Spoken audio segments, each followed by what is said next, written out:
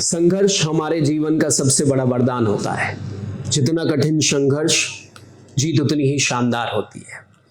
और इन्हीं लाइन के साथ आज के हमारे मीट द विनर्स प्रोग्राम की एक खास शख्सियत से मैं आपको मिलवाने वाला हूं।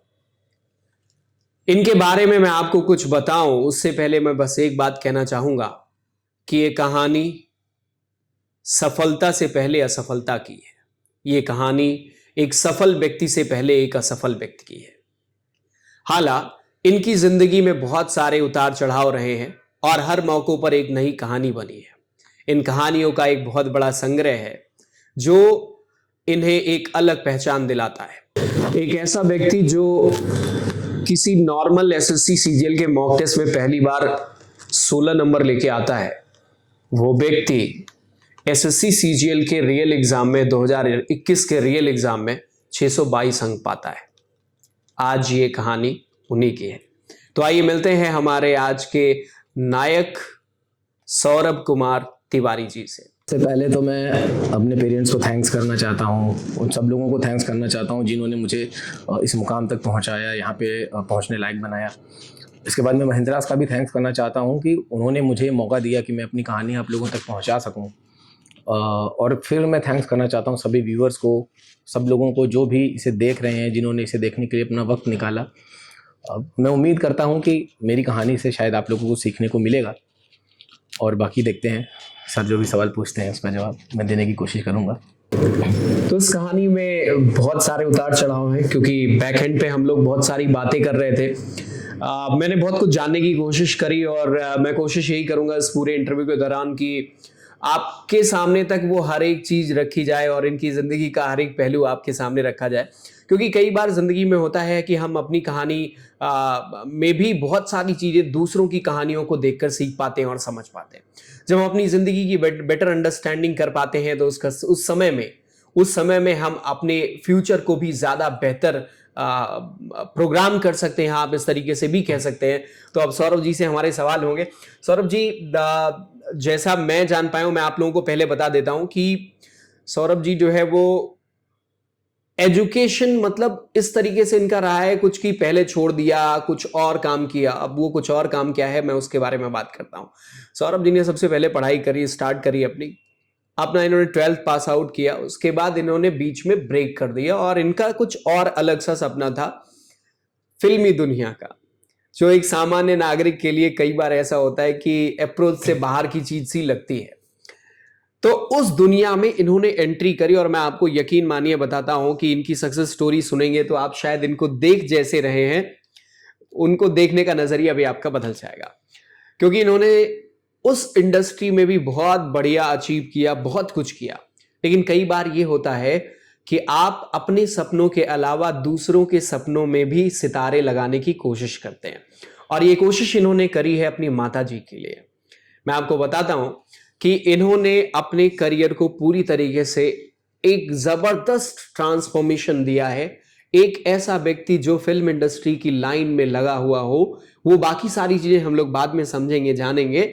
वो व्यक्ति सडनली वापस पढ़ाई पे आता है और वो एसएससी सीजीएल जैसे प्रेस्टिजियस और एक टफ एग्जाम हम कह सकते हैं जिसमें लाखों करोड़ों बच्चे प्रिपरेशन कर रहे होते हैं और फाइट कर रहे होते हैं, उसमें अपना स्थान बनाना और सिलेक्ट होना, ये एक बड़ी बात है, बड़ा अचीवमेंट है। तो सबसे पहले तो आपके लिए बहुत सारी बधाई और क्लैपिंग हमारे सभी दर्शकों की तरफ से भी। तो मैं आपसे बस सबसे पहला जो सवाल है वो ये जानना चाहूंगा कि फिल्म इंडस्ट्री में आप क्या करते थे, उसके बारे में थोड़ा हम लोग को बताइए, हमारे व्यूअर्स को बताइए। फिर हम चलेंगे कि आप किस तरीके से स्विच करके एजुकेशन में वापस आए और ये गवर्नमेंट एग्जाम के पीछे का क्या कहानी है वो सब जानेंगे। सर एक्चुअली जब 2011 में मैंने 12th पास किया था जी, तो स्कूल में जो भी फंक्शंस होते थे उसमें चूँकि मैं सारे इंस्ट्रूमेंट प्ले करता हूँ और फिल्म इंडस्ट्री में जब मुंबई में था उस टाइम पे भी मैं कैलाश खेर जी के साथ और उदित नारायण जी के साथ, मतलब काफ़ी बड़े बड़े सिंगर्स के साथ मैंने तबला प्ले किया हुआ है ऑलरेडी। तो पढ़ तो सभी रहे थे, मुझे लग रहा था कि यार पढ़ाई तो सब करते हैं, मतलब हर दूसरे तीसरे घर में कोई इंजीनियर रहता है, कोई एमबीए वाला रहता है, मतलब कोई ना कोई बड़ी कॉमन सी चीज़ है, पढ़ाई सब घर में कर रहे लोग। लेकिन मेरे पास सर कुछ ऐसे अलग से टैलेंट्स थे। जैसे मैं जब मैं 11th में कानपुर में पढ़ता था तो उसी समय मेरी लिखी हुई पोएम अमर उजाला में प्रकाशित हुई थी। हाँ, फिर और म्यूज़िक जैसे कंपोज करना, स्टोरीज़ लिखना, स्कूल में कोई फंक्शन होता था म्यूजिक से रिलेटेड, तो उसमें सबसे पहले मेरा इनाम रहता था। तो कहीं ना कहीं एक मन में एक बात ये थी कि यार जब पूरी दुनिया वही कर रही है मैं भी वही करूँगा तो शायद मेरे में उनमें कोई अंतर नहीं रह जाएगा। तो मैंने हमेशा सर ज़िंदगी से एक चीज़ सीखी है कि आप अब उस दिशा में मत जाइए जिस दिशा में आपको ज़िंदगी ले जाना चाहती है। आप अपनी ज़िंदगी को उस दिशा में ले जाइए जहाँ आप उसे ले जाना चाहते हैं। तो मेरे लिए बड़ा कठिन था जब फिल्म इंडस्ट्री का मैंने डिसीजन लिया, तो लड़ना पड़ा, बहुत लोगों से लड़ना पड़ा। फैमिली में इवन पापा मम्मी भी नहीं तैयार थे, क्योंकि सर हम लोग मिडिल फैमिली से आते हैं और हमारे लिए वो दुनिया मतलब बियॉन्ड द ड्रीम्स की दुनिया है, उसके बाहर की दुनिया है। और मेरी 4 बहनें हैं, 2 डॉक्टर हैं, तो सबकी उम्मीद ये थी कि चूंकि मैं पढ़ने में बहुत अच्छा था, 11-12 में भी मेरे अच्छे मार्क्स थे, उस टाइम पे 85-90% लाना भी हार्ड होता था। तो मेरे मार्क्स अच्छे थे, पर जब मैंने पढ़ाई को एकाएक छोड़ दिया तो इवन मेरे स्कूल में भी काफ़ी टीचर्स थे जो नाराज़ हुए कि तुम पढ़ाई छोड़ रहे हो, क्यों छोड़ रहे हो। लेकिन सर यही था मतलब कि मैंने कभी दुनिया की सुनी ही नहीं, मैंने वही सुनी, मैंने वही किया जो मेरा मन करता था और खुद को समझा के रखता था। ऐसा बैकग्राउंड जिसकी फैमिली में बहुत सारे लोग पढ़ने लिखने वाले हों और फिर उसमें से एक ऑड वन आउट सा बंदा निकल के आए, हालांकि आपके एग्जाम में भी ऑड वन आउट आपने निकाला होगा, तो वैसा ये अलग सी फील्ड चूज करने के पीछे क्या मोटिव रहा होगा या क्या दिमाग था? मोटिव ये था कि सर एक्चुअली एक बालाजी का ऑडिशन फॉर्म आया था उस टाइम पे। और चूंकि मैं सच बताऊं तो पढ़ाई से बड़ी नफरत करता था। ऐसा नहीं था कि मैं पढ़ने में कमजोर था, नहीं। तो ये आप लोगों को भी बताइए कि ऐसा है कि पढ़ाई जरूरी है, हर किसी का अपना अलग काम होता है और उसमें आपका जो एक लेवल के बाद ये चीज़ महसूस होती है कि अब देखो पैसे तो बहुत लोग कमा रहे हैं सर और बड़े अच्छे अच्छे लेवल पे जाके कमा रहे हैं, पर पढ़े लिखे इंसान की जो एक पहचान होती है आइडेंटिटी सोसाइटी में वो अलग ही होती है। मतलब पैसे तो बहुत तरीके हैं कमाने के, अब कोई बिल्डर बन के कमा रहा है, कोई कुछ भी करके कमा रहा है, एजुकेटेड इंसान की एक अलग प्रॉपर्टी होती है। फिर तो उसमें ये होता है कि भाई अब मेरे मन में ये था कि क्योंकि मैं तो बचपना था सर, 17-16 साल की उम्र थी, 17 साल की, तो क्या ही दुनियादारी जानेंगे, हमने तो बस सलमान खान की दबंग देखी, आमिर खान की 3 इडियट देखी और डिसीजन ले लिया कि भाई वही करना है जो करना है। वो 3 इडियट्स ही थी जिसने मतलब मेरा माइंड डाइवर्ट किया था। तो फिर उसके बाद मुंबई गए, मेरे बहुत रिलेटिव्स हैं, उन लोगों ने बहुत कुछ उल्टा सीधा बोला, क्या करते हो। मैं जब आता था जब कभी शूट करके तो बोलते थे क्या करते हो, जूता पॉलिश करते हो, लिपस्टिक लगाते हो, हीरोइन को कपड़ा देते हो, क्या करते हो। तो मैं रो के रह जाता था क्योंकि उस समय मेरे सामने छोटे भाई भी रहते थे, उनके सामने ऐसा बोलना, पर ठीक है सर, मैंने कभी ध्यान ही नहीं दिया दुनिया क्या बोलती है। फिर धीरे धीरे करके जो स्ट्रगल था आगे बढ़ा, और ऐसा नहीं कि मैं फैमिली से कमज़ोर था, पर एक चीज़ मुंबई में जब मैंने 6-7 महीने, चूंकि बालाजी का जब फॉर्म आया था तो मैंने फॉर्म भर दिया था बालाजी का ऐसे ही, और उसका ऑडिशन हुआ इलाहाबाद में। उन्होंने पूरे इंडिया से 30 लोगों को सेलेक्ट किया, तो उत्तर प्रदेश से सेलेक्ट होने वाला मैं इकलौता लड़का था उसमें, क्योंकि बाकी किसी का सिलेक्शन हुआ नहीं था। तो मैं डायरेक्शन डिपार्टमेंट में सेलेक्ट हुआ, तो मैंने बालाजी से डायरेक्शन का कोर्स किया। उस कोर्स के बाद का जो एक 6-7-8 महीने का पीरियड था ना, वो मेरे लिए बड़ा। तो ये कोर्स के लिए पैसे आपने खुद इकट्ठा? नहीं, वही बात, क्योंकि सर फादर मेरे जो थे वो एक गवर्नमेंट एम्प्लॉय थे, नॉर्मल गवर्नमेंट एम्प्लॉय थे, हम मिडिल फैमिली से भी नीचे आते थे। और लेकिन एक बात है सर कि मैं बहुत लकी हूँ कि मुझे ऐसे फादर मिले कि मैंने अगर मुझे लगता है शायद अगर मैंने उनसे ये भी कहा होता ना कि मुझे चांद पे घर चाहिए, तो वो भी कहीं ना कहीं मेरे लिए अरेंज कर देते। मतलब उन्होंने अपने हम लोग के सपनों के आगे, लिमिट से आगे जाकर के सर 4 बेटियां हैं, और जब वो पढ़ाते थे तो उनको सोसाइटी कहती थी कि अरे आप गलती कर रहे हैं, आपकी 4 बेटियां हैं, आप इतनी हाई एजुकेशन दे रहे हैं, पढ़ाई के शादी कैसे करेंगे उनकी, उनका फ्यूचर क्या होगा। पापा ने किसी का ध्यान नहीं दिया। दीदी ने बोला डॉक्टर बनना है, पापा ने बोला ठीक है, भेज दिया कोटा, कानपुर भेज दिया, बिना सोचे समझे। 1 रोटी कम खाते थे लेकिन एजुकेशन बराबर दिया उन्होंने सबको। तो इस वजह से अब फादर को जब मैंने बोला कि मैं मुंबई जाना चाहता हूँ, तो उनको ये लगा कि अभी मैं इकलौता हूँ सर, 4 बहनों के बाद हूँ, तो समझ सकते हैं कितनी मतलब मम्मी कितना डरती होंगी मुझे खोने। एक वो लाडलापन हमेशा रहा मेरे फैमिली में मुझे लेके, तो उस वजह से भी फील करते थे वो, उसका एक अलग घमंड और रुतबा भी नहीं सर, घमंड तो होता है लेकिन उसका बड़ा ड्रॉबैक भी होता है। कोई भी आए पीट के चला जाता है क्योंकि छोटे हैं सबसे। तो लेकिन हाँ ये है कि उस मार में भी एक प्यार होती है, एक फिक्र दिखती है, अच्छा लगता है अब जब सबसे छोटे होते हैं घर में। तो फिर जब मैं वहाँ पे गया, मुंबई गया, तो पापा ने ये बोला था कि तुमको मैं 3 से 4 महीने तक पैसे दूंगा, क्योंकि मैं जिद में गया था। मतलब मैं इनके कंसर्न से नहीं गया था, जिद में गया था। तो उस समय मेरी फीस लगी थी 3 महीने की 2.5 लाख रुपए। सर 2011 में 2.5 लाख रुपए बहुत मायने रखते थे, वो भी 3 महीने के मात्र। तो पापा ने फीस तो इकट्ठा दे दी। मैंने कहा आप इंजीनियरिंग कराओगे, उसमें पैसे दोगे, आप यहीं पे दे दो, मैं आपसे लूंगा नहीं कभी 3 महीने के बाद। पर हुआ ये कि 3 महीना बीत गया, 4 महीना बीत गया, 5 महीना बीत गया, काम मिला नहीं कोई, और कोर्स खत्म हो गया। और जो कोर्स करवाने वाले थे उन्होंने पहले ही दिन कह दिया कि आप ये उम्मीद मत रखिएगा कि हम आपको काम देंगे, हम खाली आपको सिखाने के लिए बुलाए, बस बाकी आप खुद खोजो। अच्छा, मुंबई सर एक ऐसी दुनिया है, वहां पे अगर आपके पास दिमाग नहीं ना तो आप चौराहे पे खड़े खड़े बिक जाएंगे, आपको पता भी नहीं चलेगा बिक गए। माया नगरी इसलिए उसको कहा गया है। तो 17 साल की एज में सर मुंबई में जाना बिना किसी बिना किसी सपोर्ट के। मेरे दीदी जिया जी रहते थे वहाँ पे, आरती दीदी है मेरी, वहाँ पे रहती थी, उनके साथ में रहा कुछ टाइम तक। लेकिन सर वहाँ पे घर बड़े कंजेस्टेड होते, बहुत छोटे होते, तो बहुत ज़्यादा दिन तक स्टे करना पॉसिबल नहीं होता। तो वहाँ से फिर मुझे हटना पड़ा कुछ टाइम के बाद। और फिर उसके बाद एक नया स्ट्रगल स्टार्ट हुआ लाइफ का, क्योंकि पापा ने एक दिन कॉल करके बोल दिया कि याद है तुम्हें, तुमने कहा था 3 महीने बाद पैसे नहीं लोगे, 5 महीने हो गए। तो सर एक चीज़ समझ में आई, क्योंकि पापा तुरंत जरूरत पड़ती थी 10,000 भेज देते थे, मैं खा लेता था, मैं सो जाता था, कुछ स्ट्रगल ही नहीं करता था। तो एक टाइम के बाद समझ में आया कि भाई असली ताकत तब नहीं होती जब पेट भरा हो, असली ताकत तब होती है जब पेट खाली होता है। क्योंकि जब पेट खाली होगा तो भरने के लिए आपके पास जो ताकत आएगी ना, उस ताकत की बराबरी दुनिया में कोई नहीं कर सकता, कोई ताकत नहीं कर सकती। तो फिर उसके बाद मैंने नए नए तरीके अपनाए और मूंगफली बेचा, चुरमुरा बेचा, पन्नी बेची। सब आपने मुंबई में किया? हाँ, सब मुंबई में किया। पन्नी बेची थी, पन्नी आती ना पॉलीथिन, पॉली बैग्स, हाँ, वो 5-5 केजी के आते जो। हाँ। तो 3 रुपए के खरीदते थे, 5 रुपए के बेचते थे, तो ऐसे 100 पॉलीथिन बेच ली तो 200 का फायदा हो जाता था। अच्छा, नया प्रोडक्ट। हाँ, नया प्रोडक्ट। तो लेकिन पुलिस पकड़ ली, वो पैसे रोज जाने लग गए मेरे, तो वो भी छोड़ दिया मैंने। फिर मैंने चौकीदारी की, तो मुझे एक रात का 150 रुपये मिलता था। और चूंकि मैं 12th पास करके जस्ट गया था, तो 12th में तब एक टॉपिक हुआ करता था वेंडीक्राफ्ट जनरेटर। तो वो वेंडीक्राफ्ट जनरेटर मैं अपने मकान मालिक के बेटे को पढ़ाया, मकान मालिक नहीं, जो बिल्डिंग के ओनर थे, उनके बेटे को मैंने पढ़ाया। उनके बेटे का वो सवाल सही हो गया, बहुत खुश भी हुए मुझसे। उन्होंने कहा तुम कोचिंग पढ़ाओ, मैंने कहा नहीं सर, मुझे कोचिंग ही पढ़ाना रहता। तो फिर मैं। अच्छा, आप ये डायरेक्शन का काम कर रहे थे, डायरेक्शन का कोर्स करने के बाद आपने ये स्ट्रगल किए, उसी दौरान आपकी किसी से मुलाकात होती है जो इनको कोई सवाल देते हैं, या आप कहें कि आपने खुद ही उसको? नहीं, मैं चौकीदार था एक्चुअली वहाँ पे। हाँ। और वो बच्चा फिजिक्स की बुक लेके जा रहा था, सीबीएसई बोर्ड में पढ़ता था। तो मैंने कहा, चूंकि सर अब पढ़ाई छोड़ दी थी, लेकिन कहीं ना कहीं एक वो अंदर जो होता है ना, वो होता था कि यार देखें क्या पढ़ रहा है। तो मैंने पूछा भाई कोई टॉपिक नहीं समझ में आता? उसने कहा भैया ये नहीं समझ में आता। तो उसने वेंडीक्राफ्ट जनरेटर का बोला।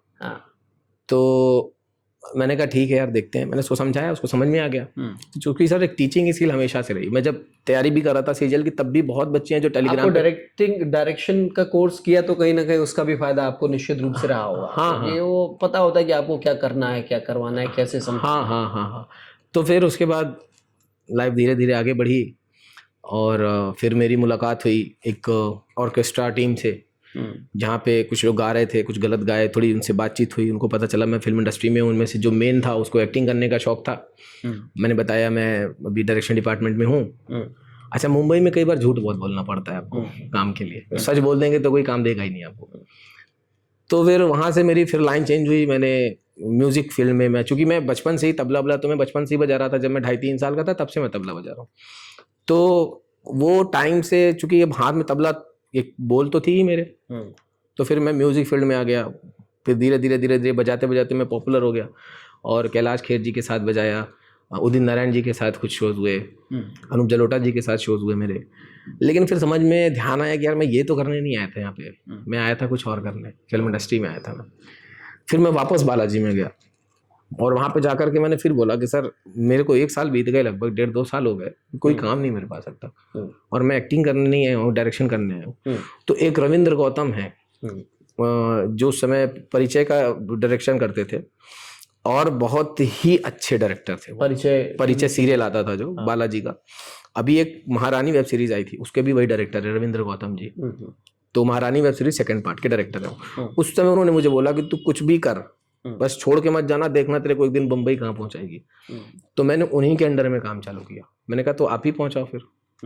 फ्री में काम शुरू किया। फिर कहाँ तक पहुँचे सर, जिस बिल्डिंग में चौकीदारी करते थे उस बिल्डिंग में फ्लैट लेने तक पहुँचे। आपने वो सब कुछ किया, वो सब कुछ कमाया जो आप चाहते थे? जो मैं चाहता था सर, मैंने सब कुछ जो कमाया। आप चाहते थे उस इंडस्ट्री में वो आपने किया? 14-15 सीरियल कर लिए, 6 फिल्में कर ली, 3 एड्स कर लिए। आपने एक्टिंग भी करी? एक्टिंग भी करी, आपने सावधान डायरेक्शन इंडिया भी में। किया? हाँ। आपने गाने भी गाए? डबिंग भी किया। आपने जो है डबिंग भी किया, हॉलीवुड मूवीज की डबिंग आपने हाँ, करी? Monkey king. सरप्राइज होंगे आप, हॉलीवुड मूवीज की डबिंग आपने करी है, और वो कैंडिडेट जो इतनी सारी चीजें कर चुका है, जिसमें एक अच्छी पहचान बना चुका है, वो व्यक्ति आज आपके सामने एक ऐसे एग्जाम को क्लियर करता है जिसके लिए हमें लगता है कि बहुत सारा कुछ पढ़ाई करना है, बहुत मेहनत करनी है, बहुत स्ट्रगल है, बहुत तकलीफें हैं। अब आगे बढ़ते हैं, ये वाला फेज और इसका वापस पढ़ाई वाले फेज में ट्रांजिशन कैसे हुआ, और ये कैसे कहानी उधर की तरफ मुड़ गई है? तो आप इसमें बहुत अच्छा कर रहे थे। हाँ सर, अच्छा कर रहे थे, पर एक चीज़ थी कि जब जैसे कभी शूटिंग करने सुबह जाते थे तो 5 बजे ही उठ के सेट पे भागो, वहाँ पे जाओ, आर्टिस्ट को जल्दी से स्क्रिप्ट दो, आर्टिस्ट की प्रैक्टिस कराओ, वैनिटी वैन में जाके पता करना भाई क्या हुआ, रेडी हुए नहीं हुए। सर ये सब चीज़ों से थोड़ा सा मैं तंग हो गया था। मतलब मुझे ऐसा लग रहा था कि यार मैं पूरी ज़िंदगी ये काम नहीं कर सकता हूँ। ठीक है, मुझे अच्छी खासी सैलरी मिल रही है, पैसे मिल रहे हैं, इवन जितना यहाँ पे आदमी सरकारी कमाएगा इससे कई गुना ज़्यादा वहाँ पे हम कमाते थे, लेकिन वो एक सुकून नहीं था ज़िंदगी में, जिस सुकून के लिए, हाँ, वो सेटिस्फैक्शन नहीं मिल रहा था मुझे। मैं जो सोच के गया था वहाँ पे, सर वहाँ की दुनिया जो हम यहाँ सोचते हैं ना, उससे बहुत अलग है। हम सोचते हैं कि वो स्टार्स तो बहुत एंजॉय करते हैं, स्टार्स ही एंजॉय करते हैं, बाकी टीम नहीं करती सर। बाकी टीम के ऊपर इतना प्रेशर रहता है। हम लोग शूट करते हैं, एक डायरेक्टर के सर पे अगर कोई 20 करोड़ की पिक्चर बन रही है तो सर समझ लीजिए वो अगर 30 दिन शूट कर रहा है तो 30 के 30 दिन एक बेटी की शादी कर रहा है वो, क्योंकि एक गलत फैसला उसका 12 से 15 लाख सुहा हो जाएगा आपको। तो वो फिर था, और फिर ऐसा हुआ कि 2019 में मैं अपनी मेरी सिस्टर जो थी, चौथे नंबर की बहन, उसकी शादी हुई। तो मैंने 2016 में एक टारगेट रखा था कि बहन की शादी तक अगर मैं इतना अचीव कर लिया कि मैं अपने माँ बाप को अपने पास ले जाकर रख सकूं, तब तो मैं कंटिन्यू करूंगा, अदरवाइज मैं अपनी फील्ड चेंज करूंगा।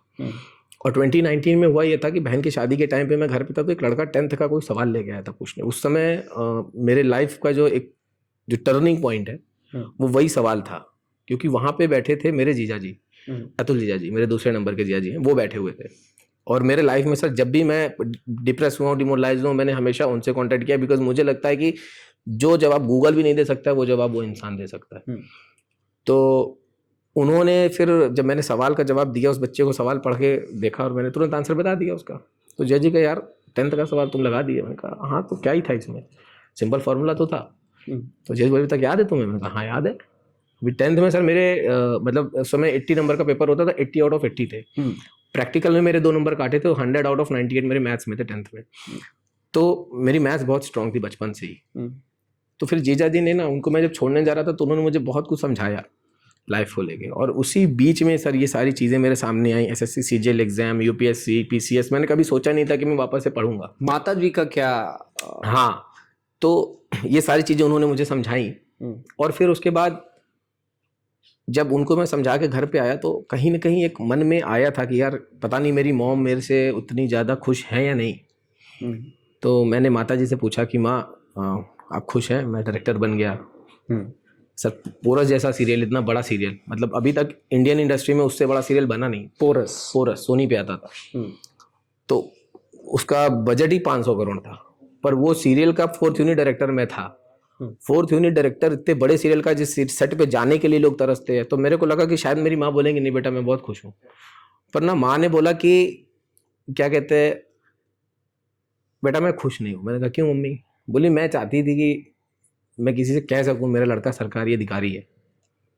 मैंने कहा मम्मी सरकारी अधिकारी क्या होते हैं?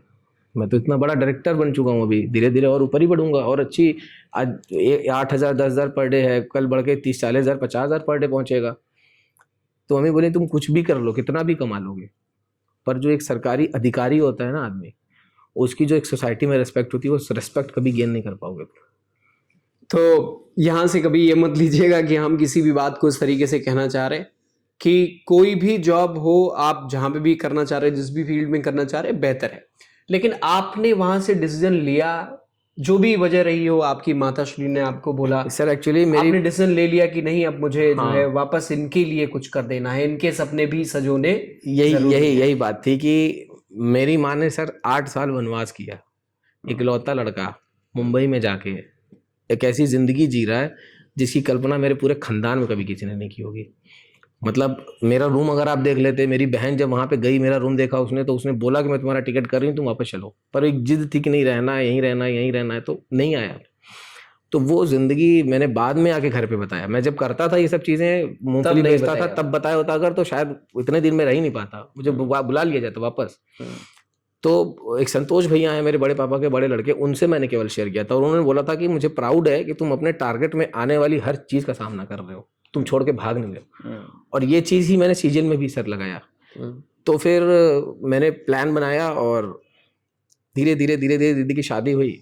मेरे मन में आया, क्योंकि सर बीच में पापा का एक्सीडेंट हुआ था और इन लोगों ने मुझे इन्फॉर्म तक नहीं किया कि बता देंगे तो कुछ तो कर नहीं पाएगा, परेशान हो जाएगा। तो मैंने सोचा ऐसा पैसा कमा के ऐसी ज़िंदगी बना के क्या फ़ायदा कि जीते जी माँ बाप के लिए कुछ कर ही नहीं पा रहे और उनके मरने के बाद हम पनीर बंटवा दें और देसी घी के लड्डू बंटवा दें, उससे सर कुछ होना नहीं है। तो फिर मैंने सोचा यार कम कमाएंगे, ठीक है, लेकिन रहेंगे इनके साथ, सुबह सो के उठेंगे तो माँ का चेहरा देखेंगे, रात को सोने से पहले हम पापा का पैर दबा पाएंगे, इससे ज़्यादा सुकून मेरे ज़िंदगी में किसी चीज़ में नहीं है। क्या बात। तो फिर मैंने डिसीजन लिया कि मैं छोड़ दूंगा इंडस्ट्री को।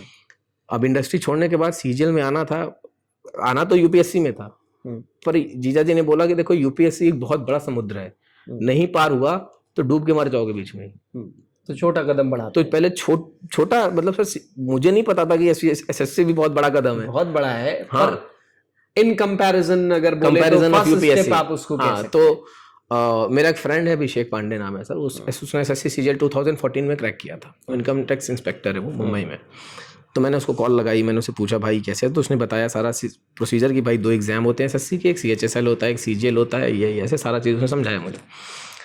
अब मेरे सामने सवाल ये था कि ये जो चीज़ें मैं अडॉप्ट कर रहा हूँ, इसको छोड़ के कम्प्लीटली इसमें आ रहा हूँ, तो क्या मैं मेंटली अपने आप को प्रिपेयर कर पाऊँगा?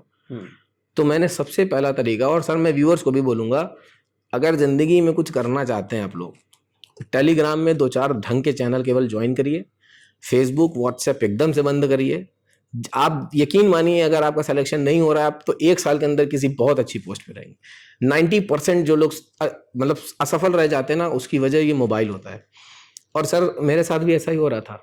तो मैंने जब स्टार्टिंग पढ़ाई की तो मैंने सब कुछ बंद कर दिया। इवन मेरी फेसबुक की पोस्ट देखेंगे तो 3 साल पहले की पोस्ट मैंने डाली थी, मिलता हूँ आप लोगों से 2 साल के बाद, क्योंकि मुझे पता था ये सफ़र 2 साल का है। अच्छा, एक बात और इसी बीच में जानना चाह रहा हूँ कि आपने इंडस्ट्री में भी लंबा समय दिया, तो इन सब के दौरान आपकी एज भी तो काफ़ी हो गई होगी जब आप एसएससी सीजीएल के लिए गए होंगे। सर मैं जब पढ़ाई शुरू किया सीजीएल की तैयारी शुरू की मैंने, तो मैं ऑलरेडी 80% 70% एग्जाम के लिए ओवर एज हो चुका था। क्या एज रही होगी आपकी? 26 में चल रहा था उस टाइम पे मैं, 26 साल की उम्र में मैंने ये फैसला। हाँ, और सर पे प्रेशर बहुत बड़ा था कि अगर 1 साल में सीजीएल नहीं क्रैक किया तो शायद अपना ये टैक्स असिस्टेंट और ऑडिटर के लिए 24 और 2800 के लिए भी एलिजिबल नहीं रह जाऊंगा, क्योंकि जनरल की एज 27 ही होती है। तो ऐसे में तो बहुत बड़ा चैलेंज रहा होगा आपके लिए, क्योंकि आपको किसी ऐसी फील्ड में जिसमें आप ऑलरेडी अच्छा कर रहे हो और दूसरी फील्ड में जाना और फिर जिसमें सर्टेनिटी ना हो वैसे में स्विच करना, तो क्या ऐसा कौन सा ताकत था, कौन सी फोर्स थी आपके पीछे, आपके दिमाग में, कि जिसने आपको सर एक बात बताता हूँ, मैं जब पढ़ाई स्टार्ट किया तो मेरे रूम में मेरी मॉम सोती थी मेरे साथ। वो बेड पे सोती थी, मैं नीचे सोता था और उनके पीछे मेरा स्टडी टेबल था। तो मैं लाइट नहीं जलाता था कि उनकी नींद डिस्टर्ब होगी, तो एक चादर की दीवार मैं बना देता था और अपना टेबल लैंप लगा के सोता था कि उनकी आंखों में रोशनी ना जाए। सर बहुत मेहनत किया उन्होंने, मैं बता नहीं सकता हूँ सर। माँ के बारे में बताने की वैसे बहुत ज़्यादा विशेष ज़रूरत नहीं है, हम सब महसूस करते होंगे यदि हम अपनी माँ से जुड़े हैं तो, और आपको भी जोड़ना चाहिए। मैं सर जब भी हारा हूँ लाइफ में तो मेरा रिजल्ट नहीं आता था, मेरे मार्क्स में नंबर बहुत घटिया आते थे। एक ही चीज़ थी जो मुझे ये कहती थी कान में आगे कि होगा, तुमसे होगा। वो ये था कि मॉम जब सोती थी तो बड़े सुकून, किसी को भी सर जब लगे कि वो जिंदगी में डेविएट हो रहा है ना, तो अपने सोती हुई माँ का चेहरा देख लेना चाहिए उसे। क्या सुकून रहता है उन चेहरों पे सर। और जिस दिन मैं सफल होकर माँ को कहूँगा मम्मी अब आप सोसाइटी में कह सकती हैं कि आपका बेटा सरकारी अधिकारी है। Sorry sir. आप समझ सकते हैं इन भावनाओं को। किसी के लिए भी बहुत मुश्किल होता है दूसरों के सपने को जीना। पहली बात तो आपको अपने ही सपने जीने में बहुत सारी कठिनाइयाँ होती हैं। अपने सपने जीना और साथ ही साथ उनके सपने जीना जो आपके चेहरे पर एक सुकून और खुशी देखना चाहते हैं। अगर आप ये कर पाते हैं तो आपसे बेहतर इंसान शायद ही कोई होगा। और मुझे नहीं लगता कि अगर आप ऐसी नीयत के साथ जैसे आप हैं किसी भी फील्ड में जाते तो आपके लिए असफलता का कोई चांस बनता। और शायद आप इसीलिए सफल भी हैं क्योंकि आपके पास आपके माँ बाप का प्यार और आशीर्वाद लगातार बना रहा है।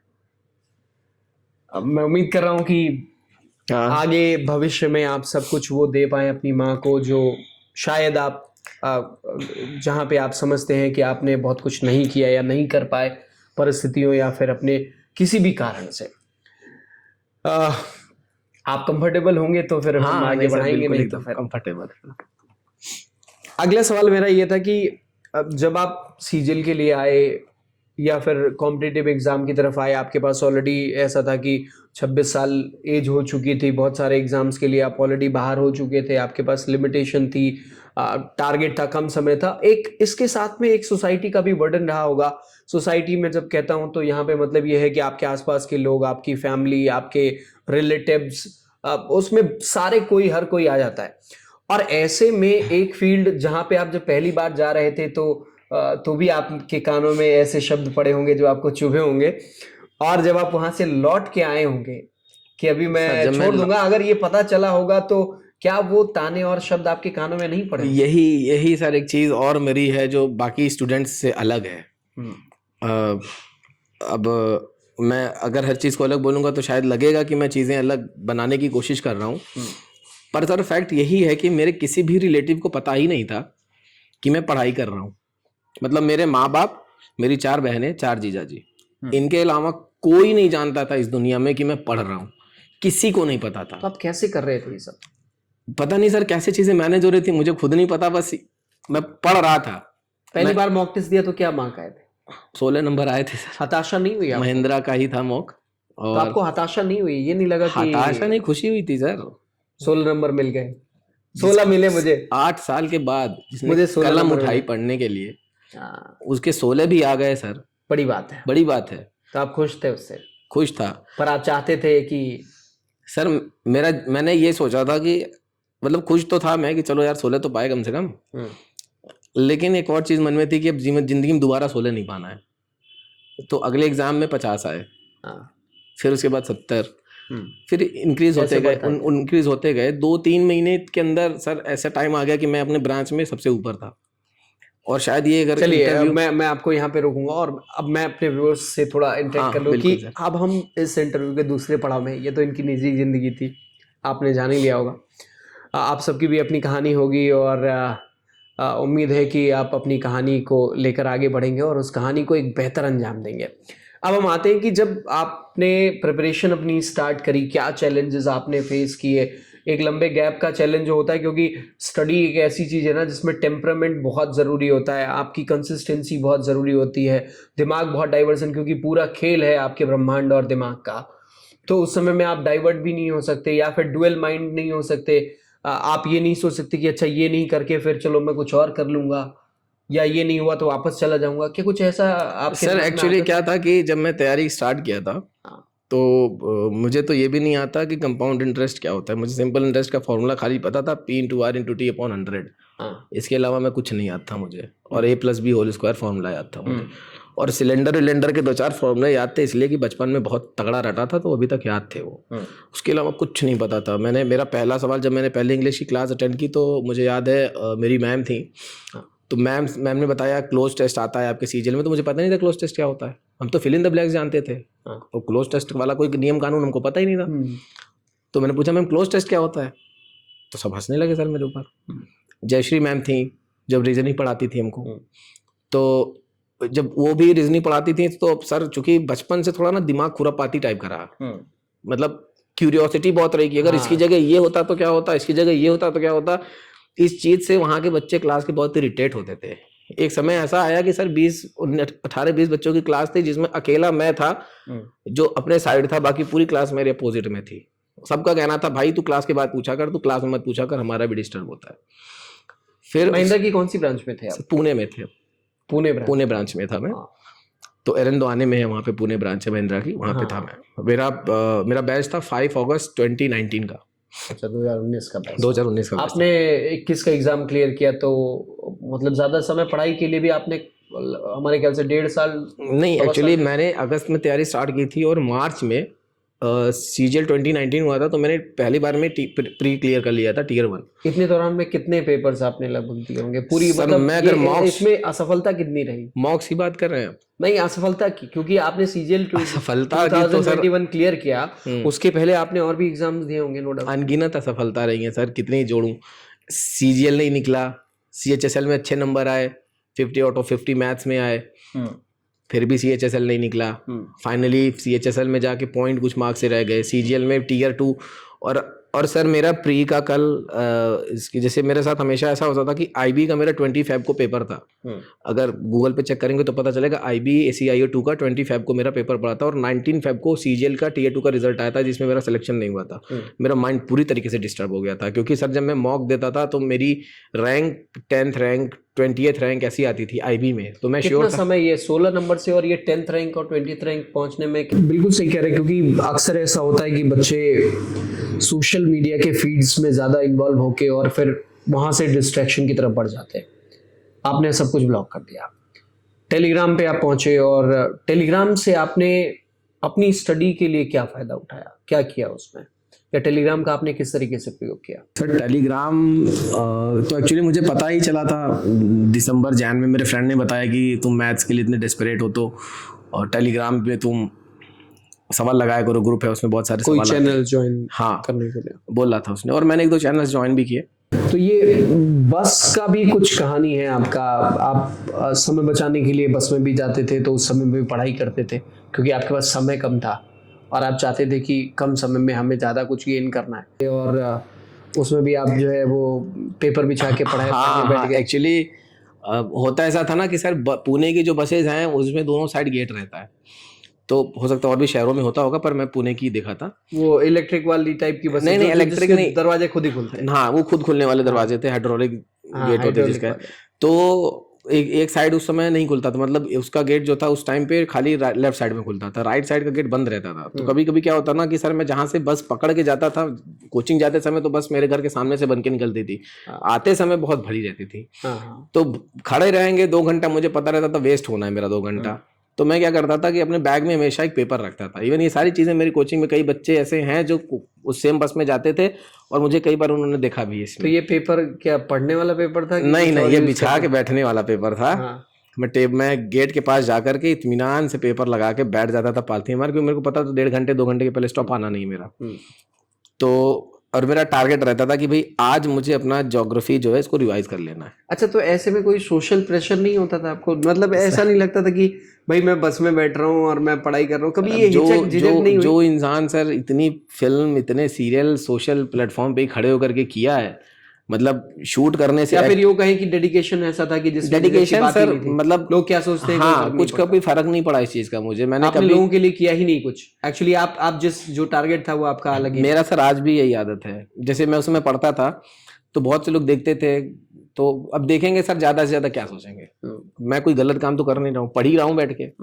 तो अगर मेरे पढ़ाई से किसी को डिस्टर्ब हो रहा है तो हो, उसका प्रॉब्लम है भाई। किसी अब कोई ये सोचेगा मेरे बारे में कि अरे यार कैसा लड़का है जमीन पे बैठ गया, तो ये उसकी प्रॉब्लम है ना सर। अगर उस टाइम पे मैंने ये कोई सोचे कि कैसा लड़का है कि पढ़ाई कर रहा है या दिखा रहा है, पता ही नहीं चल पा रहा है। हाँ, ये भी हो सकता है, ये भी बहुत लोग सोचते हैं दिखावा कर रहा है। क्योंकि तो सर आप मतलब इससे बिल्कुल परे थे, आपको कोई फर्क नहीं पड़ता था, मुझे खाली लक्ष्य एक ही दिख रहा था। हाँ, मुझे केवल एक चीज से फर्क पड़ता था सर कि मेरा टाइम वेस्ट नहीं होना चाहिए अभी। हालांकि मैं बाद में बहुत ज़्यादा अपने पाथ से डेविएट हो गया और शायद यही वजह है कि मुझे ये जॉब लेने में और टाइम लग गया। तो ये डेविएशन कहाँ पे आया? डेविएशन आया सर जब मेरा Tier 1 हुआ, प्री तो मैंने क्वालिफाई कर लिया, और फिर जब मेंस हुआ तो मेरे 0.43 मार्क्स से मैं रह गया। फिर कोरोना का काल चालू हो गया था तब तक। अब सर कोरोना के टाइम पे सबकी पढ़ाई छूटी, मेरी भी छूटी, लेकिन मेरी छूटी तो छूटी, और उस समय सर सुशांत भैया की डेथ हो गई थी, सुशांत सिंह राजपूत। और मैं और सुशांत भैया हम दोनों एक बड़े क्लोज मतलब थे एक टाइम पे, क्योंकि पवित्र रिश्ता जब मैंने किया था तो साथ में उनके हम लोग मूवीज़ भी जाते थे। मैं, सुशांत भैया, दीपक संधू एक हैं, परिचय में काम करते थे, तो हम लोग साथ में मूवीज़ भी गए थे, और साथ में थोड़ा मतलब सेट पे आना बैठना हंसी मजाक करना, बड़े क्लोज थे। तो उनके जो वो केसेस हुए उसकी वजह से थोड़ा सा माइंड भी मेरा डिस्टर्ब हुआ कुछ टाइम के लिए। और फिर उसके बाद फिर टेलीग्राम, मैंने बोला जैसा आपको कि सर टेलीग्राम मतलब एक बार व्हाट्सएप से आदमी बच सकता है पर टेलीग्राम से नहीं बच सकता, क्योंकि आपको पता ही नहीं है ना सामने कौन है। और मेरे साथ कई ऐसी चीजें हुई हैं टेलीग्राम पे कि सर मैंने मतलब मेरी कोई गलती भी नहीं रही है, उसके बावजूद भी मुझे उन चीजों में फंसा दिया गया। तो समय बर्बाद हुआ। हाँ, समय भी बर्बाद हुआ सर। और कई बार लोगों सर टेलीग्राम की सबसे बड़ी प्रॉब्लम है कि लोग आपसे हेल्प लेंगे और हेल्प लेने के बाद आप ही को उल्टा ब्लेम करेंगे, और फिर आपको ही ऐसा आपके साथ कुछ कर देंगे कि आप मेंटली 2-3 दिन डिस्टर्ब रहोगे। तो मेरे साथ भी बहुत लोगों ने ऐसा किया, मेरी हेल्प ली और हेल्प लेने के बाद उल्टा सीधा बोला भी, तो वो भी थोड़ी चीजें डिस्टर्ब करती थी माइंड में। कितने घंटे पढ़ते थे आप? मैं पढ़ाई करता था सर, बाद में तो एकदम मेरी पढ़ाई झूठ नहीं बोलूंगा, जबरदस्ती क्यों फेंकूं, 12-12 घंटा पढ़ता था। स्टार्टिंग में पढ़ा हूँ, रात को 10 बजे बैठता था, सुबह 8 बजे तक मैथ लगाता था, फिर सोता था, 1 बजे कोचिंग जाना रहता था तो 12 बजे उठता था। कब ऐसा लगने लगा कि नहीं अब हो ही जाएगा?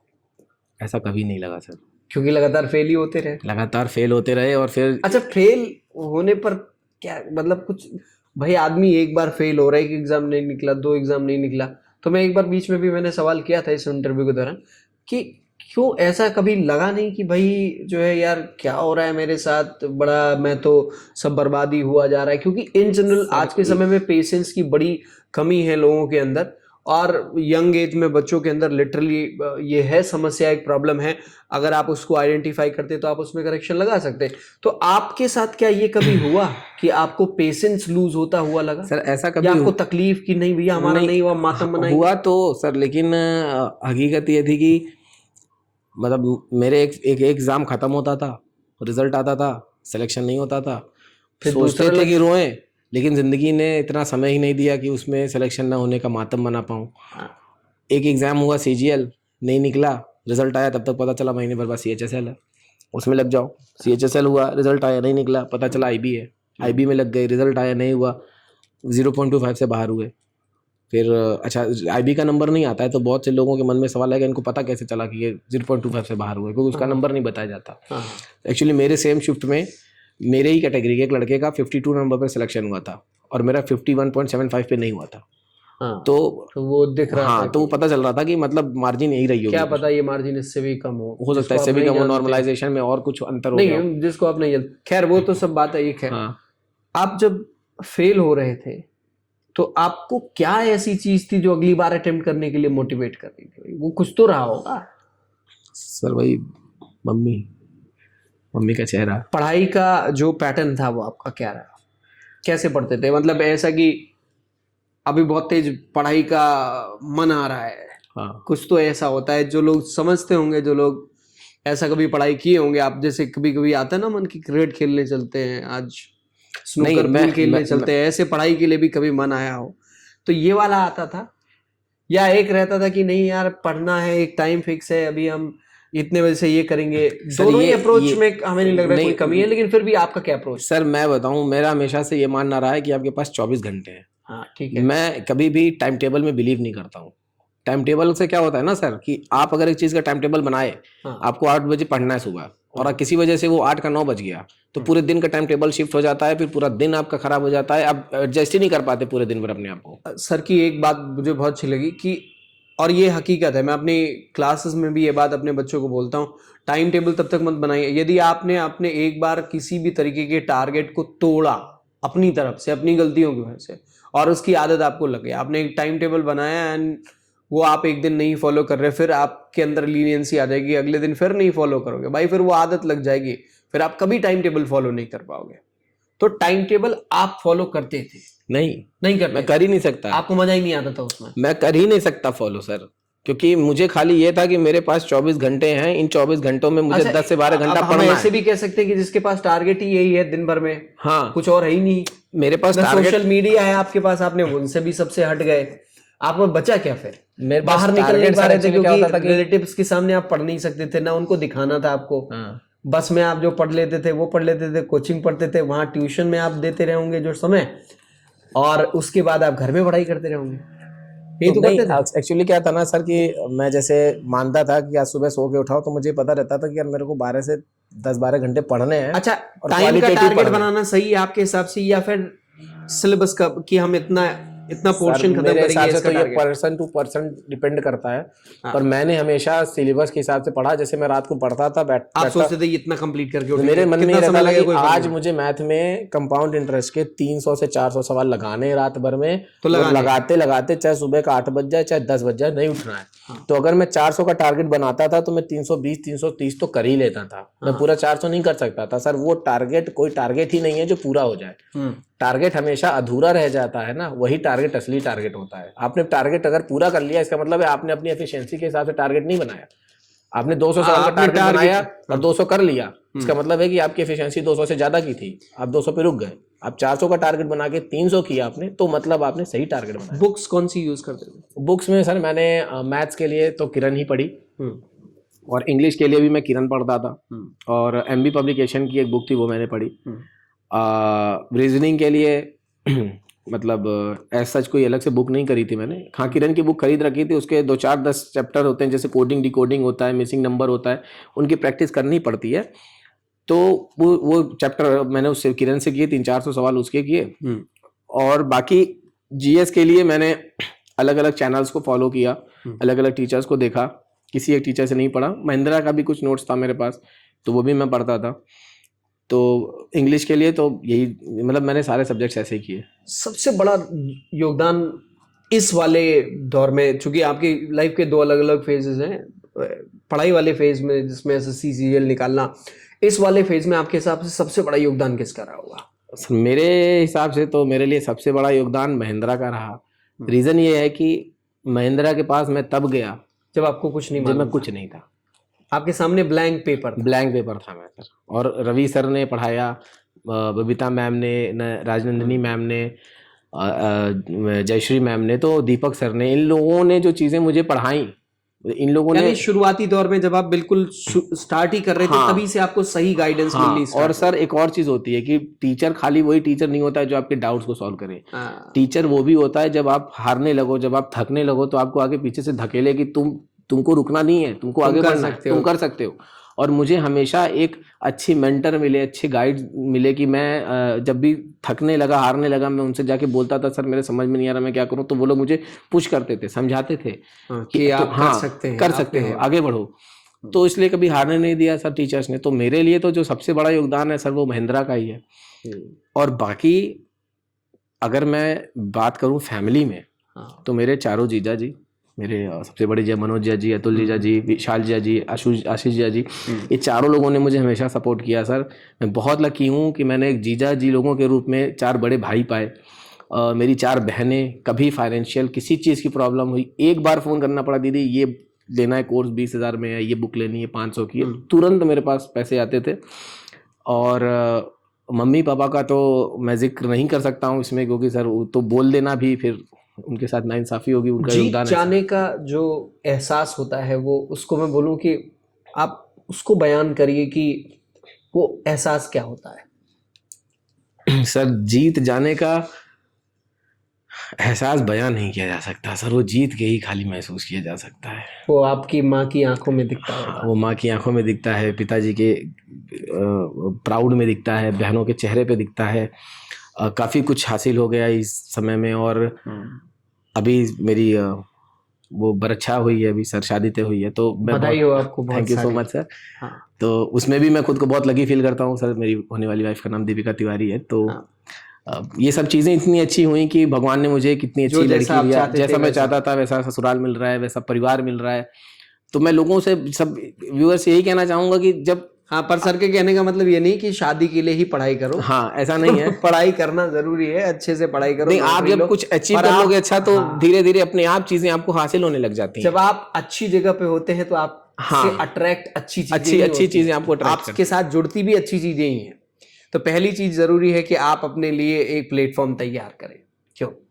अच्छा, एक कुछ सवाल मेरे बहुत मतलब क्यूरियोसिटी हो रही है कि मतलब मैं अगर आपकी जगह पे होता तो मैं कभी क्या कंपेयर किया कि वो फिल्म वाली लाइन और ये जो है, मतलब हमने क्या एंजॉय कंपेयर किया मैंने सर। हाँ, एंजॉयमेंट वहां पे ज्यादा थी, जिंदगी में यहाँ जी रहा हूँ। जो एक प्राउड होता है ना, वो मैं यहाँ पे फील कर रहा हूँ। मैं फिल्म इंडस्ट्री में था तब भी मैं देखता था लोगों का नजरिया मेरे लिए क्या है, क्योंकि सर मैं फिल्म इंडस्ट्री में डायरेक्टर था, एक्टर नहीं था कि मुझे सब पहचानेंगे। तो आपने कुछ फिल्में मैंने देखी हैं आपकी, कि आपने कुछ फिल्में भी करी हैं जो जिसमें एक्टिंग भी है।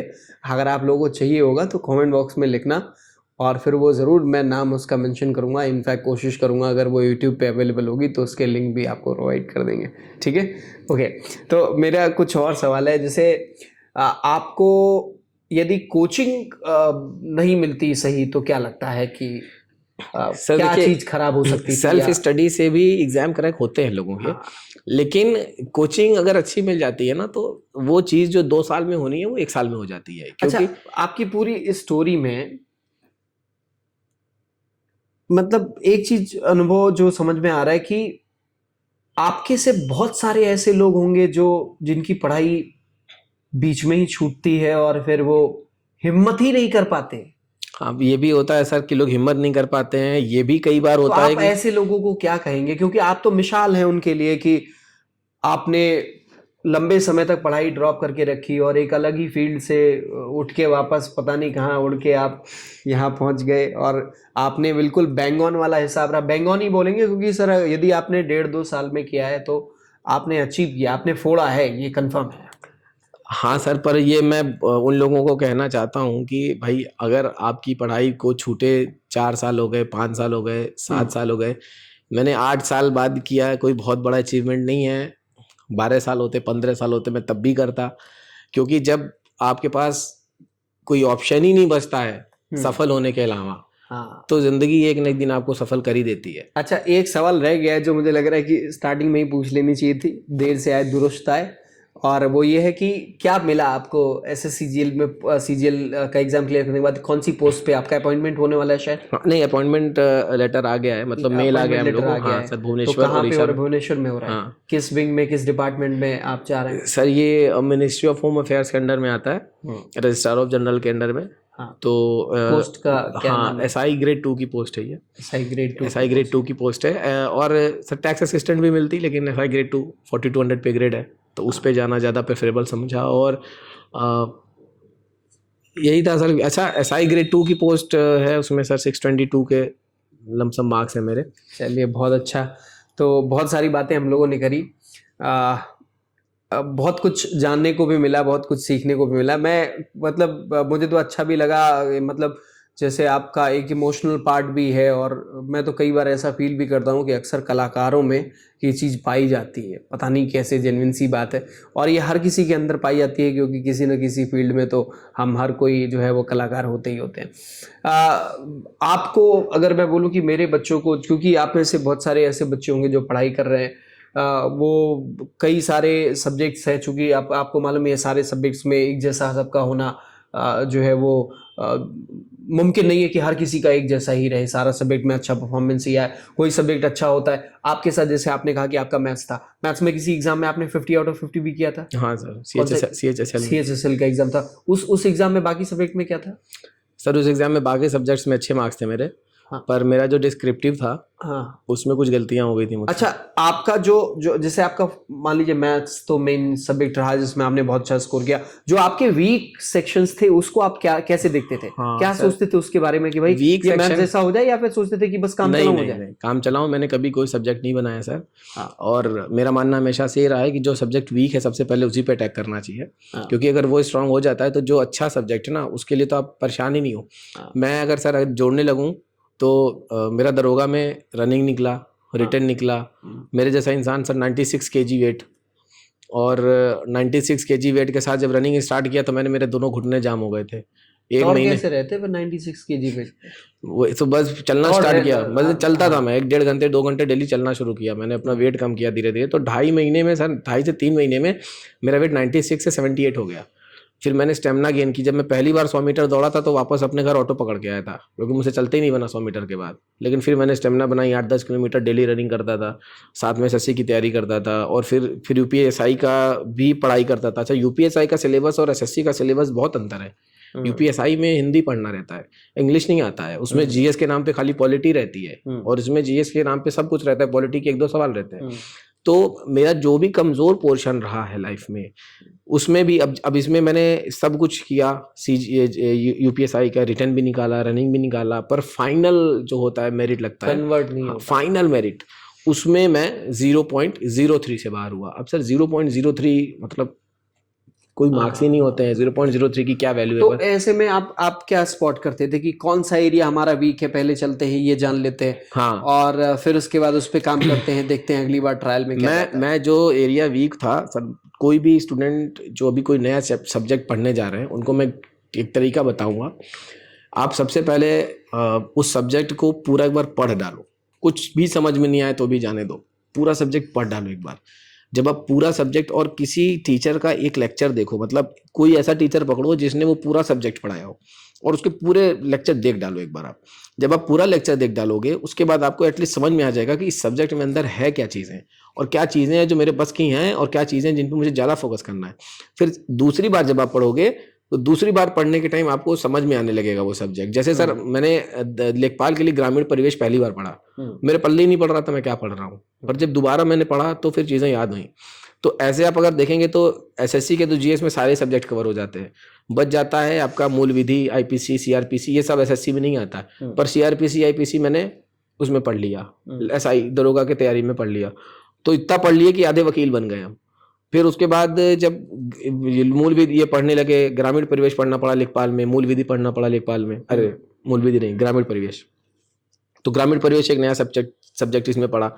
तो इस तरीके से करते करते सर 18-19 सब्जेक्ट पढ़ डाले हमने, और अच्छी खासी पकड़ बनानी पड़ी हर सब्जेक्ट में। अच्छा, इन सब का आपको सीजीएल में कोई हेल्प मिलता था? बिल्कुल सर, हेल्प तो दरोगा का कोई हेल्प सीजीएल में नहीं मिला, सीजीएल का हेल्प दरोगा। हाँ, एक चीज है सर, जो सीजीएल की तैयारी कर लेता है वो 80% एग्जाम्स के लिए प्रिपेयर हो जाता है। भाई 1-2 सब्जेक्ट जो होते हैं वो सब में एक्सेप्शनल होते हैं, लेकिन बाकी आपको सीजीएल का ही मतलब सब में मिलेगा। कुछ क्विक क्वेश्चन, सीरियस, आपका सबसे ज्यादा फेवरेट सब्जेक्ट कौन सा होगा? मैथ्स। सबसे बोरिंग सब्जेक्ट? सबसे बोरिंग, हाँ, सीजीएल में अगर पूछें तो सीजीएल में कोई सब्जेक्ट बोरिंग नहीं लगता। ऑब्जेक्टिव या डिस्क्रिप्टिव? ऑब्जेक्टिव। प्री या मेंस? मेंस। मजा आता है। हाँ, मेंस सर प्री देते हैं तो अब थोड़ा सा इजी हो गया, मतलब तो प्री के लिए पढ़ते नहीं, ऐसे जाके दे आते हैं। हाँ। लेकिन मेंस जब आता है तो लगता है कि यार थोड़ा लेवल की चीज आ रही है, तो उस हिसाब से हाँ, एक थोड़ा डर रहता है। और अब तो सर एसएससी का पैटर्न ही बदलता जा रहा है धीरे धीरे हर चीज में, तो सब लोग बराबर ही हो गए उसमें। तो कौन सा आगे, अगर आपसे मैं पूछूं कि इसके आगे आपको जाना है, तो पीसीएस, यूपीएससी इसलिए नहीं क्योंकि यूपीएससी में अगर मैं सर तमिलनाडु का मतलब मजिस्ट्रेट और डीएम बनने से ज़्यादा मैं अपने घर के बगल में लेखपाल बनना पसंद करूँगा। तो मुझे पीसीएस मिल जाएगा अगर, तो मेरे लिए बेस्ट है। इसके अलावा भी कुछ और काम करते हैं आप? समाज के लिए भी कुछ चीज़ें करते हैं, जैसा मैं जानता हूँ आपके बारे में। समाज के लिए ये है कि या आप चाहते हैं कि किसी की लाइफ में कुछ इम्पैक्ट डाल सके, वो क्या है जो आपकी इच्छा है और जो आपने किया है? सर वैसे तो ये चीज़ें बताने वाली नहीं होती हैं, नहीं, फिर भी लोगों को जानना चाहिए कि आप जब अपनी ज़िंदगी बदलते हैं तो आपको साथ साथ में और दूसरों की लाइफ पे कितना इम्पैक्ट डाल सकते हैं, और आप उसके लिए प्रयास कितना करते हैं। अगर आप ऐसी स्थिति में हैं तो निश्चित रूप से आपको करना चाहिए, कोई बाध्यता नहीं है, ये आपकी स्वयं की इच्छा है फिलहाल के लिए, फिर भी आप करते थे। तो आप अपनी ज़िंदगी बदलने के साथ आप दूसरों की भी ज़िंदगी बदल रहे थे। हाँ सर, तो कुछ लोग ऐसे था? थे जैसे एग्ज़ाम दे के आते थे, रिजल्ट आया, होपलेस हो गए, भैया नहीं हो रहा है मेरे से, तो मैं उनको 2 घंटे 3 घंटे, आप मोटिवेशनल स्पीकर भी थे? हाँ, मैं मोटिवेशनल स्पीकर। हाँ, लास्ट में आप बिल्कुल मोटिवेट करेंगे हमारे स्टूडेंट्स को। हाँ बिल्कुल सर, कोशिश करूँगा। हाँ। तो मोटिवेशनल स्पीकर के तौर पे तो सर काफ़ी स्कूल कॉलेजेस में लेक्चर दिए हैं हमने ऑलरेडी, जैसे बहुत बच्चे थे, जैसे किसी से बात होती थी, किसी के फादर नहीं है और कोई पैसों से मतलब थोड़ा सा कमज़ोर है। आपकी क्लास में महिंद्राज में जब आप महिंद्राज में नहीं, टेलीग्राम पे मुझे ऐसे लोग मिले जब जो जैसे हाँ, जैसे बातचीत में ही कोचिंग पता करने की चला स्थिति कि में नहीं थे। उन्होंने देखा कि भाई अच्छा, एक और चीज़ रही सर कि मैं मतलब पता नहीं क्या रहा हमेशा से कि मैं जब भी किसी ग्रुप में गया हूँ तो 1 2 दिन 3 दिन के अंदर ही बड़ा वहाँ पे फेमस हो गया। अच्छा, एक्टिव आप रहे हाँ होंगे एक्टिव तो। रहा हूँ सर, क्वेश्चन सॉल्व करना, क्वेरी सॉल्व करना, ये मुझे अच्छा लगता था। तो मैं वो सब करने लगा, तो उसकी वजह से लोग मुझसे पर्सनली पूछने लग गए कि सर ये कैसे होगा। तो कुछ लोगों के साथ मैं ज़्यादा इंटरेक्ट हो गया, एक अपनापन हो गया। बाद में पता चला कि वो थोड़े इकोनॉमिकली कमज़ोर हैं, तो उनकी बुक्स का कुछ मुझे मैसेज आ जाता था। रक्षाबंधन पे एक थी, मैं मुझे भाई मानती है, मैं भी बहन मानता हूँ उसे। तो मैंने रक्षाबंधन पे उसे पूछा तुम्हें क्या चाहिए, उसने कहा भाई आप जो भेज दो। मैंने कहा एड्रेस दो अपना, तो उसने मुझे एड्रेस दिया, तो मैंने उसे किरण की कुछ बुक्स ऑर्डर की। तो वो पढ़ने में बहुत अच्छी थी, लेकिन वो एग्ज़ाम नहीं देने जा रही थी डर के मारे। उसको मैंने 2 3 घंटा बहुत डांटा, फ़ोन पे बहुत डांटा। सर उस लड़की का इस साल CHSL में सिलेक्शन हो गया है, जॉब लग गई है, क्वालिफाई हो गई है, नंबर आ गया है, मंदिर गई, पूजा करके आई। तो उसने पहला कॉल मुझे किया कि भैया मैं जो है मेरा एग्ज़ाम निकल गया। उसकी बहन थी, उसको मैंने फिजिकल जो अभी ITBP और इसका एग्ज़ाम है SSC-GD का, तो उसके लिए मैंने फिजिकली ट्रेनिंग दिया था। वो फ़ोन पे ही ट्रेनिंग करता था, रोज़ का टारगेट सेट करता था, ऐसे ऐसे करना है। तो उसका वो निकल गया। फिर कुछ फ्रेंड्स हैं जो मेरे बैंक में लग गए। कुछ ऐसे लड़के हैं जिन्होंने मैथ्स मुझसे पढ़ी और UPSI में उनका सिलेक्शन हुआ। कई बार ऐसा होता था कि वो एग्ज़ाम्स में जिनको बताया उनका सिलेक्शन हो गया, मेरा नहीं हुआ। तकलीफ होती थी अंदर से, लेकिन इसकी तकलीफ नहीं होती थी कि उनका क्यों हो गया, इसकी तकलीफ होती थी कि मेरा क्यों नहीं हुआ। तो फिर अपने ड्रॉबैक्स को देखता था, सही करता था। दूसरे को सफल होते हुए देखकर कैसा लगता है, अगर आप असफल हैं तो? इससे कोई फ़र्क नहीं पड़ता सर कि सामने वाला सफल है या असफल है। अगर आप अपनी सफलता के बारे में सोच रहे हैं तो आप दूसरों की सफलता में अपनी सफलता की खुशी खोजेंगे। क्या बात है। तो कहते हैं कि आपको दूसरे की सफलता को जो है वो उसको बहुत अच्छे से एंजॉय करना चाहिए, और वो आप तभी कर सकते हैं जब आप अपने काम को प्योर डेडिकेशन के साथ कर रहे होते हैं, जिसमें कोई किसी तरीके की मिलावट नहीं है, जिसमें किसी तरीके का फोर्स नहीं है। आपकी आत्मा कहती है, आपकी इच्छा हो रही है, और उस काम को आप परस्यू कर रहे हैं जो आप चाहते हैं, जो आपको लगता है, जो आपको महसूस होता है। पर ऐसा होने पे ही ऐसा होता है, हमें लगता है। सर बिल्कुल ऐसा होता है। और अन्यथा तो ज्वेलसी और ये सब चीज़ें तो बहुत जल्दी आगे नेगेटिव चीज़ें तुरंत चिपक नहीं, जाती है। मुझे सर ऐसे लोग मिले भी जो जैसे एक हैं प्रशांत पांडे जी हैं, आशीष शर्मा हैं, सूरज मुदगल हैं, कुछ ऐसे भाई लोग हैं मेरे, आलोक शुक्ला जी हैं, जी जो मतलब ये दरोगा बन गए ये लोग। पर इनको दरोगा बनने से ज़्यादा खुशी जो थी, उससे ज़्यादा गम था कि सौरभ तिवारी जी नहीं बन पाए दरोगा, सौरभ भाई दरोगा नहीं बन पाए, क्योंकि हमारा एक ग्रुप था और मैथ्स के अधिकतर डाउट मैं ही सॉल्व करता था। तो इन लोगों को ये था कि इनका तो होना ही होना है, पर जब मेरा नहीं हुआ तो इनको बहुत तकलीफ हुई। लेकिन जब पता चला कि मेरा हो गया सीजीएल में, तो सर ये इतने खुश हुए, इतने खुश हुए। मैं बहुत लकी फील करता हूँ कि मुझे कुछ बहुत अच्छे लोग भी मिले, और ये भी लकी फील करता हूँ कि टेलीग्राम पे कुछ बहुत घटिया लोग भी मिले जिन्होंने मुझे लाइफ में प्रेरणा दिया कि हाँ कैसे तरीके के लोगों से दूर रहना है आपको ज़िंदगी में। तो अच्छे लोग भी मिले हैं, बुरे लोग भी मिले हैं। टेलीग्राम का नाम बार बार इसलिए आ रहा है क्योंकि एक ही सोशल मीडिया जहाँ पे आप एक्टिव थे, ज़्यादातर पे तो आप बिल्कुल मैं वहीं पे एक्टिव था सर, और वो मेरी बहुत बड़ी गलती भी थी, और वो गलती का एहसास मुझे हुआ बाद में। प्लस माइनस सब जगह के होते हैं, हमने जो सीखा भी होगा और कुछ अल्टीमेटली। बस जाने से पहले मैं चाहूँगा कि आप हमारे स्टूडेंट्स के लिए कुछ ज़रूर बोलें। आप चूँकि मोटिवेशनल स्पीकर रहे हैं, मैं चाहूँगा कि आपका एक्सपीरियंस क्या रहा है एग्ज़ाम को लेकर, किस तरीके से आप एग्ज़ाम को देखते हैं, या किस तरीके से आपको लगता है कि लोगों को एग्ज़ाम को अप्रोच करना चाहिए, उसको क्लियर करने के लिए क्या डेडिकेशन, क्या वो गलतियां हैं जहाँ पे सावधानी बरतने की ज़रूरत है, जहाँ पे हम स्लिप ना हो जाएं, गिर ना जाएं अपने इस सफ़रनामे में। तो वो कौन सी चीज़ें हैं, तो थोड़ा हाईलाइट ज़रूर करिएगा। सर मैं अपने सबसे पहले तो मैं सर एक बात बोलना चाहूँगा कि हार जाने से ज़्यादा सर मुश्किल होता है कि आप अपने हार को छुपा करके और चेहरे पे मुस्कुराहट रखिए कि कुछ ख़राब नहीं है, सब कुछ ठीक है। मेरे लाइफ में ऐसे बहुत मोमेंट्स आए हैं जब मैं बहुत बुरी तरह हारा हूँ और मैं किसी से व्यक्त नहीं कर पाया हूँ कि मैं हार रहा हूँ, क्योंकि उस समय मैं एक ऐसे समाज में था जहाँ पे पता ही नहीं था कि मैं पढ़ाई कर रहा हूँ। तो मैं अपनी तकलीफ भी नहीं किसी को दिखा सकता था। पर आप लोग बहुत लकी हैं, आप लोगों के पेरेंट्स हैं घर पे, आपके सारे रिलेटिव्स हैं जिनका आपको सपोर्ट है, और आप समाज में बता सकते हैं कि आप तैयारी कर रहे हैं, आप पढ़ाई कर रहे हैं, आपको किसी से छुपाने की ज़रूरत नहीं है। मोटिवेशन के तौर पे मैं क्या बोलूँगा आपको, मैं अगर मोटिवेट करूँगा भी तो आज 5 मिनट 10 मिनट आधे घंटे मोटिवेट कर दूंगा, पर आपका जो सबसे बड़ा मोटिवेशन है वो आपके पेरेंट्स हैं, आपके पिताजी हैं, उनका चेहरा है, आपकी माताजी का सपना है, जो कितनी भी बीमार होती हैं तो आपके लिए रोज़ सुबह समय पे नाश्ता बना के देती हैं। पिताजी के पास पैसा हो या ना हो, खुद फटे हुए कुर्ते पहन लेते हैं, चले जाते हैं, लेकिन आपके लिए बुक्स अरेंज करते हैं। कितने लोग ऐसे हैं जिनके पिताजी को ये ताना सुनने को मिलता है कि तुम्हारी बेटी बड़ी हो गई है, उसकी शादी करो, लेकिन फिर भी वो समाज से लड़ते हैं इस उम्मीद में कि एक दिन उनकी बेटी जो है वो कोई सरकारी नौकरी निकालेगी और उन लोगों के मुंह पे तमाचा मारेगी जो हमेशा से कहते आ रहे थे कि अरे आपकी बेटी को तो समय बर्बाद आपने कर दिया, अब तक शादी कर देनी चाहिए थी। तो मैं तो आप लोगों को यही कहूँगा कि जब भी आप हारता हुआ महसूस करिए खुद को, तो उस समय को याद करिए कि उस समय कितना मज़ा आएगा जब आप सफल हो चुके होंगे।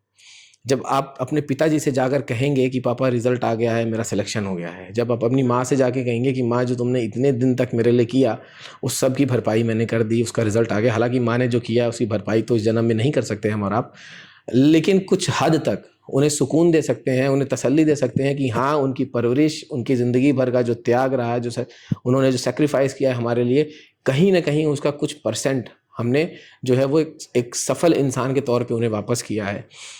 तो मैं तो आप सब लोगों से यही रिक्वेस्ट करूँगा कि भाई देखिए, जितना हो सके सोशल मीडिया से दूर रहिए। टेलीग्राम का भुक्तभोगी हूँ मैं, बहुत डिस्टर्ब रहा हूँ इन चीज़ों से, और शायद यही वजह है कि इतने समय के बाद सफलता मिली, नहीं शायद पहले मिल जाती। और एक और चीज़, सबकी लाइफ में वो फेज़ आता है जब गर्लफ्रेंड्स बनती हैं, बॉयफ्रेंड्स बनते हैं, सबके लाइफ में आता है वो फेज़। लेकिन ये याद रखिए कि आपके पास अगर पैसे नहीं हैं, आपके पास सफलता नहीं है, तो एक दिन वो भी छोड़ के चली जाएगी। ठीक है, मैं एक चला भी जा सकता है। हाँ, चला भी जा सकता है सर, ये भी बात है, चला भी जाएगा, ये भी हकीकत है। मैं जब पढ़ता था उस टाइम पे एक शायरी थी, तो थोड़ा सा एक लड़की से बातचीत हुई थी मेरी, तो थोड़ा सा फीलिंग आ गई थी, लेकिन वो चली गई। तो उस समय एक शायरी मैंने सुनी थी। शायरी थी कि तोड़ेंगे गुरूर इश्क का और इस हद तक सुधर जाएंगे कि बीच चौराहे पे मोहब्बत खड़ी रहेगी, हम किनारे से गुजर जाएंगे। क्या बात। तो आप भी अपने मन में कुछ ऐसा रखिए कि आपको कोई रिजेक्ट ना करे, आप दुनिया को रिजेक्ट करें। इस लायक बनिए, अपने आप को इस काबिल बनाइए, और देखिएगा मेहनत करते रहिए, सफलता एक न एक दिन जरूर आपके पास आएगी। इंसान जीतता भी अपनी मर्जी से है, हारता भी अपनी मर्जी से है। अगर आपने ठान लिया है कि आपको जीतना है तो आप एक न एक दिन जीत जाएंगे, बस आप हार मत मानिएगा। तो चलिए आज की कहानी को यहीं पे समाप्त करते हैं। बहुत कुछ सीखने को मिला होगा और बहुत कुछ जानने को भी आपको मिला होगा। आपके इस सक्सेस स्टोरी के पीछे तो बहुत सारी कहानियां रही हैं और वो सारी कहानियां हमने कोशिश करी आप तक पहुंचाई जाए। उम्मीद यही है कि आप भी इसी तरीके से संघर्ष करेंगे। देखिए, दुख और संघर्ष में बहुत बारीक लाइन है। आप संघर्ष करके कुछ भी अचीव कर सकते हैं, दुखी होके कभी नहीं। तो जीवन में कभी दुखी मत होइए, संघर्ष करिए। और जब आप संघर्ष करेंगे तो आप जो चाहेंगे वो चीज़ हासिल कर सकते हैं। जब आपके सामने ऐसी शख्सियत बैठे हों जिन्होंने लंबे समय तक पढ़ाई छोड़ दी हो और उन्होंने वापस आके पढ़ाई करके और उस फील्ड में भी उन्होंने अपना नाम अच्छा, पहचान अच्छी बनाई हो, तो आप समझ सकते हैं। उम्मीद करता हूँ कि आप खुश रहेंगे, ख्याल रखेंगे, मस्त रहेंगे, पढ़ते लिखते रहेंगे। और ये भी उम्मीद करता हूँ और ईश्वर से कामना करता हूँ कि आप, ईश्वर करे कि आप जल्दी से सफल हो जाएं। Your success is our success. Thank you so much.